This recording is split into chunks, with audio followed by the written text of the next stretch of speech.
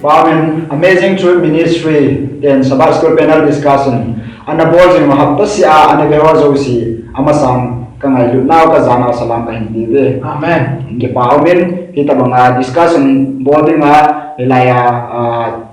discussion na ina topic is ulam kai te evangelist so jang hung to ki rebini le ama chung jang ki pathu sei bin Amen. ipi jong le subject wa na lut pai jing din tu hafta memory words ti ham ei hodinga key text ding chu proverb bung som ni le git chang som la tum hicha chun hin sim do jing kating koi hile asu khil na sial manga chu khang do ro hil ding ama wang asu khil zo si pung do a don lowa koi pam happy na ki mu ding hi chu tu hapa adinga iki tek so hi en chalai puna i mu the chu pyam pi ngai dam thum na hi na ya tu hapa hi simmun-7 ni lung ta bin isimuno a theme a topic jong chi pyam pi ai le ei ngai dam jing wa pathin hi na pathin chu ei ngai dam jing pau hi pha du se ei ngai dam hi ati hi ya chu i bible chang ni lung chin chang bin jong ko hi le asu hi na sial ma chu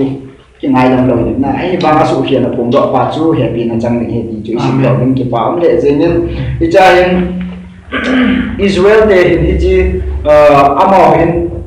golo mamang masabin golo maman zo zo pathin aba choi ba golo maman zo zo wa hi tu a hi amo hin ipian bol diu ta mi ti a hi pathin ko ma ngai dam thum na hin bol na a hin la hi chala ya hi ji order hi ji ong ki bol ji a hi e hon jong pathin ko ma ki ki pa ma sa wa hi lo a chi zo ting na ngai dam i thum diu ti na zo ngai di pon a le lang khat a jong ngai dam thum ma sa na chi zo ting na ki pa ding ti na zo ngai di pon na a hin la automatically a mi tam ta hin pathin ko ma hi ki pa ma sa ding lo ngai dam thum ma sa ding ki nem sa ma sa ding chi zo ting le pathin ngai lu na i he tung ju a che ki pa na ne ding hi na pathin pa choi ding hi ti mi tam ta i che bi hi ai la tu ni ai le son vai ka mu the chu tam ti Israel te na bol bang ai pathin ko ma hi ki pa thu se ne pathin pa choi ma sa ding pathin nei hi ki pa ma sa ding hi na pathin na nei chu na ki pa ma sa ding chi zo ding na chun pathin ko ma ngai dam na thu na ji i ga he te na ding chun rom bung ni chang li je he ni khat he sim do ni rom bung ni chang li chun ole pathin phat na in na lung he na dinga nang ma na pui chu hello wa phat na lung de ha khongai sot lek set ta a hau hi na sa lo wa na him ki pa me na i che la chun pathin lung de pathin phat na ja hi na ei ho in hi chi chun chon se ki si na hi lo pathin lam nai na ai pui lu the hi bo wen sa hi ya chu pathin phat na hi ma sa lo wa pathin phat na chu i wa choi ma sa i nei ma sa thei lo wa hi de ngai dam thum na chu thei lo he na ya chu pathin i wa choi ma sa ding pathin i nei pa i ki pa ma sa ding chi zo ding le pathin i wa pathin he ngai dam i thum ding he di Israel de na hi chu ho na ala Sunday le sona ni lut pai pai jing na Sunday le sona hin i bible jang hin Nehemiah bung ko cha kha pa jang thum chan chu ni sim wai le mu ni mu na athu chu aba ai ma chen ani ki sim jeng ta hin ke man hin sei jing ka hin hi bible hi lung chen cha ai mu the chi pam tri Israel den kut ai mon chai pha ba ama hin ngai dam thum dinga pathin ko ma ngai dam ai kit na ding wa hi i bi bo ram te le foreigner mi dam nam dam mi ho the nu ki za ki khan tao chu nam dam mi ho ya chu ma hin pai do wa na ama ho chu atum dia hu mai ya chu kut ki chai anga wa na kut ki chai nam dam mi dam ho apo to no ma ama ho zo se hum khom ki do wa hi cha ai pathin ko ma ki hai na tao na hin de chon set ngai dam na an thum mai ama ho ni chu chon set ngai dam na thum hi khau di pum na ki sil ba na alu cha ma ba vut a ki nu ba pathin ko ma pathin a bot pathin ko ma ngai dam a thum mai hi cha ai en ngol ma ta na de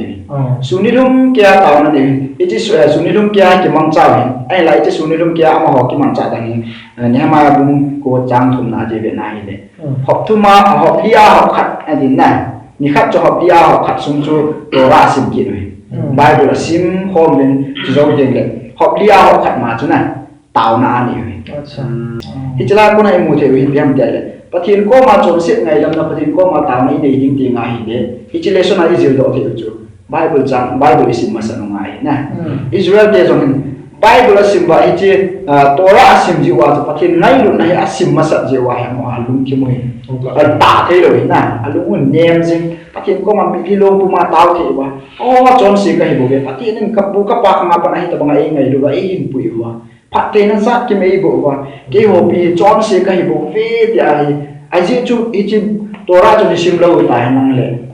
với lại là bị các bộ sẽ được vào chỉ điều này anh là Torah đi xem mobile là đúng kim họ nem hiểu phải này phát triển có mai Torah cái gì à tạo nó mình thì này cho nên là corporate prayer thì cha tạo con này cái gì à phát triển ra thì nào cái hồ letters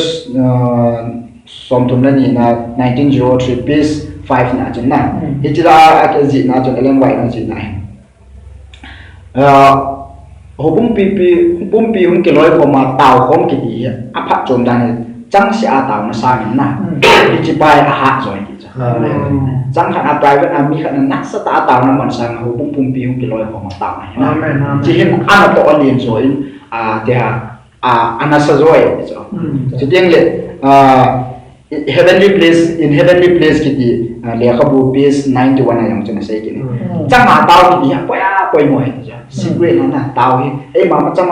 chang sia tau ni apa poi mo he cha a hi ba nin i chi ke choi lo ben Christian ho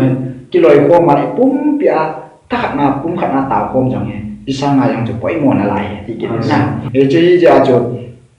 ayo ho bung sungin jong ai lo le in ham sung we jong ki lung to ta pathin ki bon the han lang na yo bung sung jang pat ki lung to ta pathin ko ma Bible ki sim khom the han lang pathin tu ki sim khom han lang chu ting la taw na ki mong khom han lang hi ta bang chun ki loi khom the na pathin ko ma ngai dam ki thum han lang i chon se taw ki ki he han chu jeng le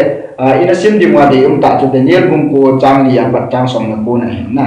hi chi ai chi jong hi si ma he Daniel den ami di a ding ngai dam thum na pathin ko ma ngai dam thum na ki ya che ho zo se taw ki wa le i nam sumu e lo le ho bung sumu in sumu ding ngai dam thum ni mo i nam sumu ho bung sumu in sumu phat the chan the ding pathin hi nga taw na ni ding e ho chang se ding hi lo wa di na tu ni Sunday le sona i ga je do the wen lang ki pa men tu in aban an chal ke te na Monday le sona evangelist on ne ben e la pe le phan te ola ke pam he zengin ungamoya konen Israel chati hon an ngola kisik ma taw na ma pathia thang ba na ho ini buta ben na to ai taw na si pd ban ham ti chung chang tam an ne ta de na le man le sna hin nei me bung ko chang lia pa chang ke na chan chu ani ta de ve taw na hi sao ta nei min hi chi taw na wa hin nei me bung ko na ki chi tan ki mu thei a taw na a ki tit na zo siu chu ka bol li hi chi ka bol li a ti zo si chu bung som na ki mu ki na ai le cho chu a bol li ho chu tu ni sai da pat ta de ti ben to ai a taw na a ki pat dan pai EPT ham ti pa chu Sabbath school lesson a sai lo ma chu na ga be ta ri ti ben a taw na a man pat dan he lung nu ne jing ne nya bung ko chang kha pa da hello chang ya pa da chang ke chan chui sim ti ngai hi ti ne ki mu in lai ga sim ta ning ka ting chang ya pa in sim ni kalbi chung lunga chun levi te Joshua bani Gamel Sebania Buni Serebia bani chule chenani mi hizan hi adingo ven adin pa kai pathin hinga ogin sam ta sam bina he chun levi mi ho Joshua ai chun amin tam tain sei ki na amo chang si chu ong ding do vin lang adiven tun sot a pa kai pathin chu pa cha ven adi tun sot pa kai pathin chu pa cha ven izakai chunga choisanga kinai nang mamin lo pi ta chun nom han pa cha le ba choina changjing han ative na ichi levi ho loi chang si sin a sei zo chun ipitikit ta mi tai le aba Ezra hin zom kin na taw na chai den sei kin Ezra tu sei nang ma ba kai ki ti chun hin nang ma bo na hi nang man ba no na simin van ho van jing zong nang ma sim sai adikin van lo pi na cheng si le sit asunga am zo se hin tui khang lin lai zo si le asunga cheng zo si nang ma sim sai be nang a bon cha ba hi no dam jing ai be van lo pi na zo sin zong nang ma jing chi be na bu jing han adi isu a taw no o chang ke pat lai adin na a thu pi ka sa ba ma jing ya zo tu na hi Israel cha te ole alam kai pau Ezra abata Nehemiah ho lai muna hi Nehemiah noi na Ezra ada hai tai ya Ezra Israel cha te sa ti khom su kya bon cha wa hung khom a tau khom ni nga hi a thu ti me an ong tau na wa chun amoi thil thum zen ta hi amin phap mas be nai pathin hi thil sim pa pathin te ani na pathin hi preserver ti chu e ho pa lidam pa na adi ai la thum na chu a god of covenant akitip na ko jing pathin adi na i chang thum hi a taw na wa thu pi ta la lo thei ka ta sei to ai i chang thu pi ma jing e pi ya tu nya hi ho dinga hi chi hi ho dinga poi mo in tem ti hi tu nin tham cha khat hi nga ve hi ti bi ni hon jong ai chu ipi ti le i ti da na taw na ki ti pathi ni ba choi na i nei ba chong se ki si dai lang ke pa tu se na lang ipi taw ai no le pathi ko mi lum pating lo hin pa kai na hi thil sim pa ni i ti pa i pi ja poi mo the de na ti chu ga sai ko the lo hin lung ge li pi taw ni nei ti ba na aje chu pathin tam ta zo men na ya chu pathin tam ta la chu thil sim pa ki ting ale cham kim su jing he aje chu pathin chu amina ke ko the lo hin na ya chu pathin ni ko na ding address bo na a ki long pen chu piam ti le thil sim tu ya chu thil sim pa na ya chu cham kim jing he ken ka lai lo pi ka sai na ai le thil sim pa ti hi tu lai ya dinga ai hoin i het jing theina pen ni wa pathin thua i mu do theina pathin ki tip na oi pen khari pe ta e ho ding e ho ka ta ki discuss le pathin thil sim pa i het jing na lo pi ta khat che a het jing da ding chu ni ala pi na ki pa me the remembrance of the creation at the thil sim ho lo sei kia to thi me dong ai lo pi het jing na te ka pathin thil sim pa i na pa hi lung thim se a mu thei lo se het ding ti nai pon ai la pathin thil sim pa a hi mo ti phot chin ni a jong ta sa ta mu thei na pathin chol ma ni a thu pia na pi na amen alo lo pi ya su tu na hi pathin thil sim pa na ni guk sungen ke man na ka to min chi zo wan le zo si ka sim ni se gi ni phathei ka poi ka chol ka su thingi adi yesu na hon jong chol ani thik ta nin ge lo sing bin ai su ke ma pa kai na pathin wan le si sim pa ka hi adi hi chi ngai to la hin o lung thim kiu kiu ha ro se lo ta salam jing a jong pathin thil sim pa hi na diu pa hi tu nya pathin cha de i phon no na theu jong ki na ma jing na hi chi ta bang chara chu Israel cha de jong Israel pha la ni phon no na kha chui chong le a thu sim sim le chon chong ma nong phatan ni taw ngai di jong som na chu na ya chu pathin thil sim pa hi na ta di ta approach chi ne thil sim pa le hui dam pa hi na hi pathin hi creator ai na pai point ai bol ke ma mai preserver hi na pai na te kan mongin preserver i ti tinga len i bi ham preserve ki ti huidam ma poi jing ki ti i bi ham tin ki chi du ga se lo su hing jing ti na ju thil khat chu preserve bol tinga a hing ti na chu na hi su ma chu pa pathin hi i o tinga preserver ai ti chu hi chi ta na wa chu hi apai mo pe na dinga I het diwa tu na jong Israel cha te khani sil do the khat chui thil zo si za kai se sing pa pathin ni ti chu mi tan ta hei me ta ai na tu nya nang lage pathin ho di cha cha te wang chun pathin hi chi hei mi lo di ai la ki ti ka koi sing pa ti na hi chi e ho dinga Christian khoi chan ga lung mun na hi dem pathin chun ka hu dam ding ka hu do ding na hi ka ven bi ni tia a thua ki ti nai mo sa wa ki chan ga lung mun mi ta na hi sui long Israel cha te kul bang sa zo na chu ke ma pa kai pa thin no na ga ka sa te hi chiwin lang I dam ngi do da ma jong le chiwin ada Nehemiah in pathin min pa na antil ko na pa chu atu cha khe ba le kul ba cha sa zo hi lo na he su tu na nang le ke jong pathin ki tip na ki tim pa ki tip na koi jing pa pathin e hi het na ban ba a ki tip na chu pa kai na hi ta ki tim ni nong dai I ge ro sa jing wai le tu na ha ga le ta slam ai ho na lung mo na ki be jing pathin chu hi pa tu na tha bia tham ka ga sing do no na Bible tang stam ba sim dio me ai na in sim lo ta pong ka ting yong le amugil pen le lesson a ko na ka dei lai ta pen jo e ho jing do de ho hei pen di pen chu tang ka sai do na pathin pa thei bu pi ta han like ki pam he jingin loi ti ha ko nen ban ni chan in chi tawin tu hen ana chi ki noi ten Tuesday ni lesson ana chi hitin November 12 in zil do di wa thulu cho hi ai le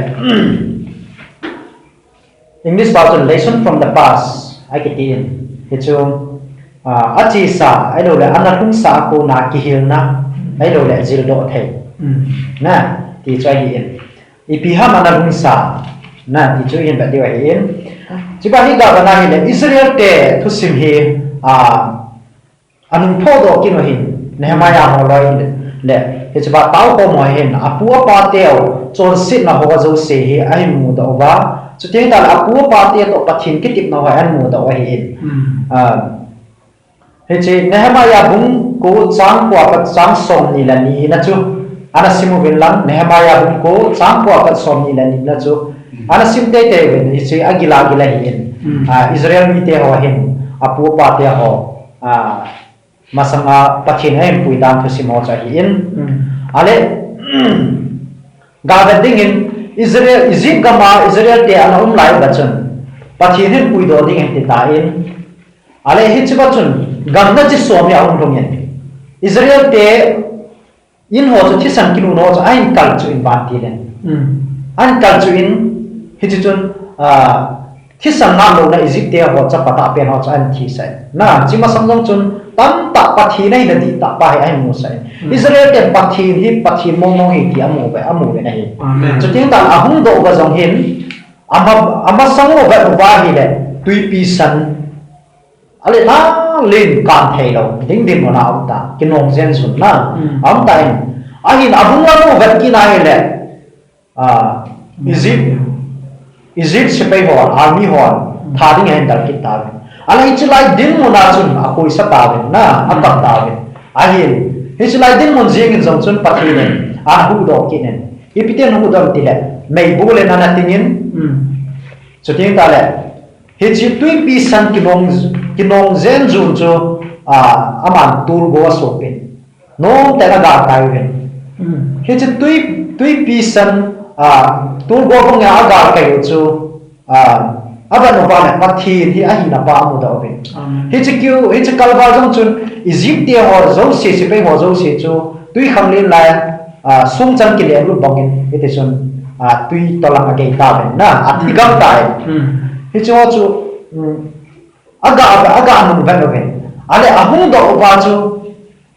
pathin sinai mur ho ai nun pi ba pathin thu so ma hen pi ba chu tin ta le kum som li so hen pui na hi ne la cha ding mana ba som phom la ku na tui adang cha lai ta ba tui po to sa na chu kiu chu lo bin kum som li sung zin jen chu amo hi akem chu no se po in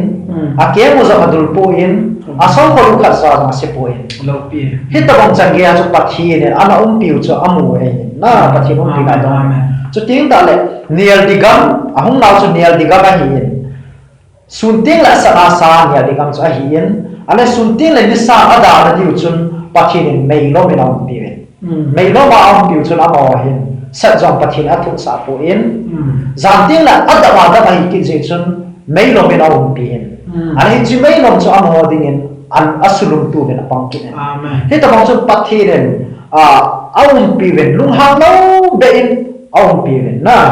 pathin lung ha thei na thil tam ta na hi mosi ni som ni la zam som ni thu som la chi na thu thwa kom di wa hi ta kitip na anei wa pathin jam chu tia ta thu na nge wa hi le trai dan som ka pi ding dan ka pi ren nei ve tia hi sinai mula ni som ni la zam som ni aga ka jinga cha ma wa bo lo na ki si mo wa na hi chi ji ma ku na hin pu do pa he ti ba a he me lo cho a hin hi chi la din mun jinga lo chun pathin he analum ha po nei pathin he analum di na lai na Bible chang ai tong kha ta kan sim do ding hin chi ka loi pa sonia bin mil sim do pi la kan te nge ti pa men sim nge nei me bung ko chang so na se gi na hi to bang chun ni ding jong anu po bin ala oba nang man thil ki dang na bol ho jong chu i ma chana gel po bin chu sang a kilit sa bin ango bai put le bin asu chan na wa Egypt kam sunga ki le ki dingen lam kai khat akil han zo bin hi je lo le nang ma hi Eingaidam ninga ki gus sa jing pathin na hin lung sit thiem le he pi thiem ta ni lung zong lung hang ba lo long lo hira lung sit nei jing na hin amo long chu na da hadi poi amen amen na he ba che la do no mo chi bi ha mi ti le ama ho in lam pia pathin chu ko ngai pul lai jing ba jong chu na ba mana ba gil kelong be adu du ne sa no ba jong chu ama ho hin lam ki mai Egypt ka ma ki lung le ki ding hin to go na ne ba pathin choi su lam ki ro hin na he chi ta bang chui hon jong in ko ba Christian in ko hi to ji ben Christian in ko hin pathin in pui na ho hi ina imuzi ben pathin e pui na ho jong hena sa in pathin a kun in exam bang ki go ji ben ahin Israel ke tu si moi sim ti ba le ami mo dang hi chi ta ma pathin pui ba hi chi ba jong pathin hello kinung le to gu no pathin song la ri ti ji ben na hi chi ta bang cha chu Christian te jong tu chang ge Isu hi chi Isu chu inai sing na lai ri ma cha ong na aje chu pathin in pui na ho testimony sei ding la tam ta ti nei hi ahin ve tam ta hi pathin kinung sun ji a hena sa hi hita bang boy bol tinga pathin ko na kitip na ki sim yang ki ping tha jing ei banga chon se di bol ba chu abial bela ki bol jing pathin hi ei ke le ki lung hang jing le ta ne na pathin hi ngai dam ding a bu sa di mai hin na lung de ha jing le lung ning jing pathin he ki chu i mu do the ben Israel ti wa hin iti ting la buina tu jiu ha mi tia le chiba relation ya sei dum jo hin Israel ti pi te ho pathin ra buina ma gel do lai se ba buina tu lo ahin buinan to ti mo chi pi ham ti la pathin a ma ba ma sanga history an puina ho an hei ti la buinan to ji na hi chama chu Christian ti hon pathin in pathei bo na ho pathin em puina ho e hei mi ti wa le buina to ji ho buina ki ti chu pathin mi puina ho pathin ni sun la ting wa kang yo blessing ti hi ei mai kwam lo tinga pathei bo ho isim lo tinga la in pa buinam je hi ti pa chu tunin Israel do the in ten ya chu phat chi sa bwa ko na i ho i ki helo pa iti din da the ham chi ta bang hi lo na ya chu Israel te ta bang hi lo na ya chu Christian kwai ti din mo ti Israel do the te pathen en bo cha pathen ki ta amen amen Tuesday ni lesson chen ni ki chai ta in so pi jang ba ya pan ngai ha ben to hin Wednesday na tut ki taw tin chi November so na thum dan thu le them gaw te ho akitian icha hin Nehemiah bungko chang som ni le thuma pana som thum le khat chan hi inisim lew I het so yeng dire te tu akimoti ne he icha in pathin phat na lo pi tak to te ka ding Israel te ho su itabong a ki sem ti hi a hin thu do icha in abana taw na nge na hin na icha in abana taw na sei num chu pham tia le kanan ga mai Israel te ho pathinin gam api naw gam ahin kho chu ahin sei kin ne na ahin kho sim chan sei kin ne amo ho chu pham te gam khobi iti alo le leng bi lei muka hon lei ki ho lomun ho aza le di wa pathin ani pi na hicha chi pham te le hichu hita ki bor pi jing jing dan na mon ani ngai to wi chu granted na ngai ki bor je ni chi ni dan ani ngai to wi hichu amo chun ai bang sirum ta ni ba ika be na le ania win he atin na ania win apa ase ne win a thao lo wi chu na thao le wa thil ne ai win mo he thao le wa kham ki ti hi phiam ti le Bible la chu hom cha ne ki mu in na hi chu aphat na lo win a sit na ngan jang a sei ne hi chu Deuteronomy bung som thum nan ni chang som na nga le Jeremiah bunga chang som ni le ge na jang jang ki mu na phat lo na ngan a sa he chu thao lam pang na hi chu hin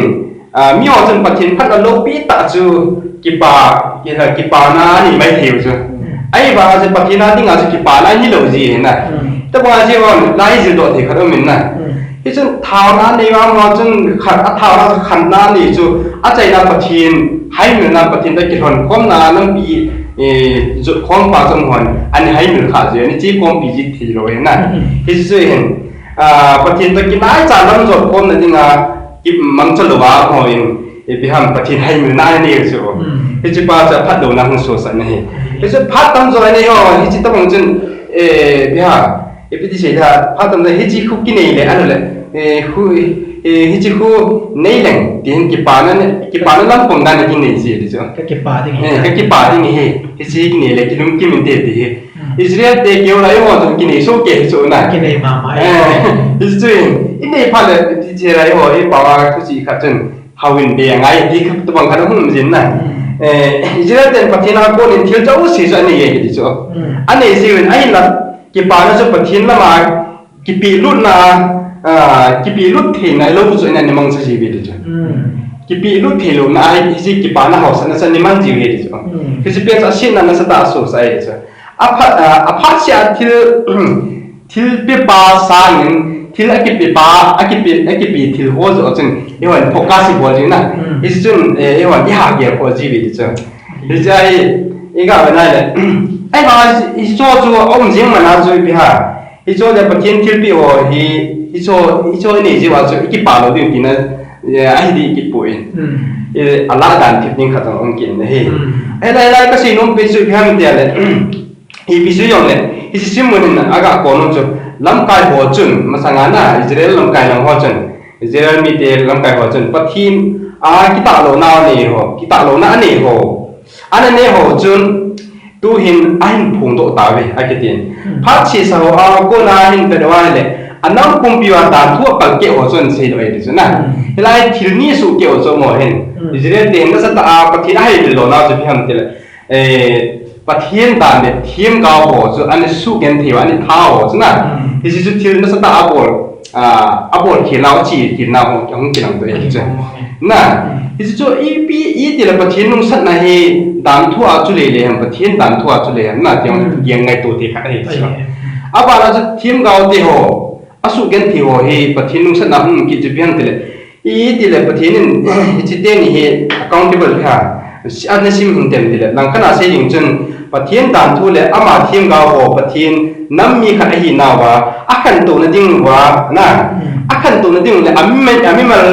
ดิ่งว่าป่วยหมดตาหิที่จู่ตาลังเงี้ยนะ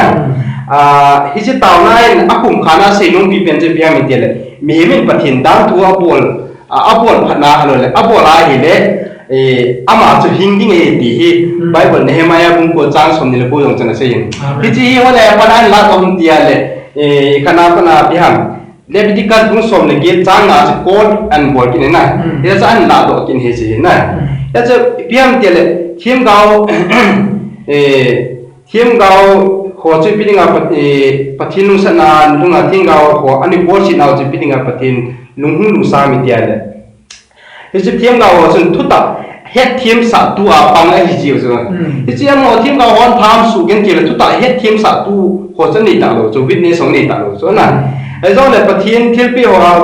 อะไรเลยที่จีปฏิด่านทัวร์ลุงหินเพียงแต่เลยที่ด่านทัวร์จนหินโคหิบุหินนะบุหินเสียอินเองว่าไอ้ผิวเห็นจ้ะบุหินนั้นนี่ทิ้งดีไว้ปฏินี่จีด่านทัวร์จนนะไอ้หินผิวจีจงเลยไอ้จีจงว่าอินจงมาเลยไอ้หัวจนชิดตะกี้ถ้ากลางที่เราขัดจงไอ้ที่จะอิมุติเป็นไอ้นั่นจะเลยไล่ก็สิ่งนั้นจะเพียงแต่เลยจะเลยทีมเก่าที่หัวจนอามาทุกตัดเฮ็ดทีมสัตว์ตัวดิ่งไอ้สอนเลยที่จะทิ้งไปหัวหินไอ้หัวอีพีบอลละอีพีบอลหัวหิตามที่ไอ้หัวดิ่งทุกตัวไม่หมดตัดสุดไอ้ตายดีasyik. Nah, lain tak dulu orang Jepang tu le. Israel tein, ane su keu su Jepang tiada. Pathen dan do, tiam kau ho, ahil tu ding, het tiam sat tu ding. Ane su gen tiba, tiam kau ho, ane tahu. So, isi Pathen lung asu nandang kim muen. Isi na, ya tu dunia kasi so ijan juta lagi pe. Amen. Aile. Aban jan ban nei jan ina jal ben tu in third generation ilut ki ding hin na e jama sang chun abula pan division in ball lang sunday ni tu chungai ni zero hi taw ding da na sai sunday ni lesson ai zero chu kam der ball prepare taw home ni na pum kho na ki loi khom hom pum kha taw home hi thanai chang kha na sang thanai joy di ni zero bin tuesday ni monday ni lesson ai chu pi ni zero ba mi di ai de pati ni tir sim ba hi i taw ding ting le tir sim pa patin ko ma taw hi isu bin no ni ina zero do ke bin na chu ting le tuesday ni lesson ai zero do chu kam taw ting vai le pati ni phat chi sa ai na hu do jing til pa ai na bol bi chu pati ni na chon se i pon do ding chu ting le pati chu lu hen za la i chan ye in pui ja chon se lung hei bu ma ta mai nei ding dan chu ni sin do bin tun Thursday ni Wednesday ni lesson ai ni zil do chi pm ti ai le Pathen dam tu le Pathen thiam gao ho hi na ipidi amion thiam gao le dam tu amion ipidi ani no ta mam ti ai le ama ho in Pathen ngai sa ta lo Pathen in phat the abu Pathen phat the bu achan na pau he mon nok sa ni mon ji na ya chu I cho Pathen phat the bu na I chan pau he nok sa na amang lo wa I chi Pathen min lo pi na I pon du Pathen lo pi itun do ipun do na ding he ti ba chu ni zil do ke na Thursday ni lesson I taw ning dam chi pem ti kana achai na heta na taw kum kha na I pi ham he chalai Israel ke Thursday ni lesson I topic na jong chen tin ke se na ba chai na la thum na tin praise and worship praise and petition na thum na le wa chai na ama ho ni chalai imu the chu na hema bong ko cha som thum le ni le apana som thum le ge na jo imu ding he na ami dia wain ijai achai ne ke ai je Pathen nang ma hi ai tia ki khen ngai lo hi ti han phun dum na Pathen nang ma hi na ki tip na zo ki khen ngai lo hi nang hi Pathen ni ta ne hi ai la ke ho hi ai tia ka pu ka pa khang wa pa na ka leng ti ho hi ka thiam pu ti ho hi ka lam kai ti ho hi ka pi ka pu ka pa ti ho hi ka cha te tu te koi zong le am dan na masanga phat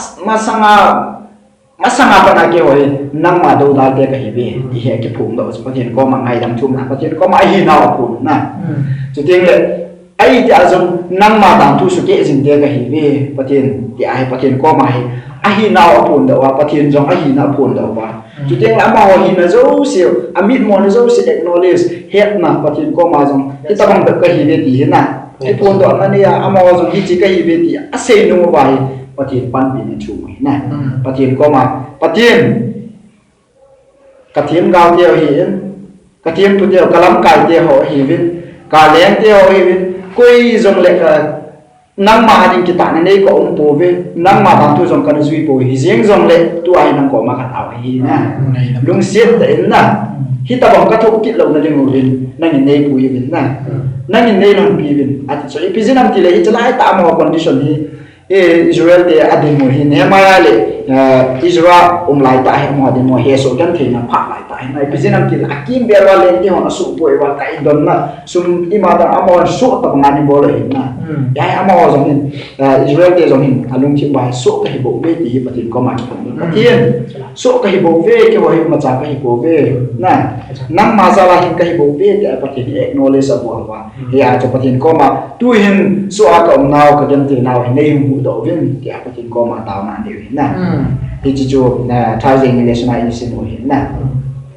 hi lai tu hap pa sungai lesson wa izil do hi tak ta min na point tam pa zil do te ding min ai la tu chung discussion wa hin point khat le ni hi ina hin bo do hi na ai la lesson simon no tam pa ni zil be do hin angai ho in jong hi lai Facebook YouTube ma ko na ngai ho in jong hi a ko na hin Bible chang ki pe ho ni sim le on cha ko na tam ta lesson e ho a ding ma taw di da hi do le Pathen ko ma ngai dam thum di da Pathen to ke ho lim ding da hi na sa tai zil do be ni e khan to be ni mo ka kin cha en di je chen tu ni hi ta bang Sabbath school discussion ni bol tu hap ta sunga ani le zo se na bon cha din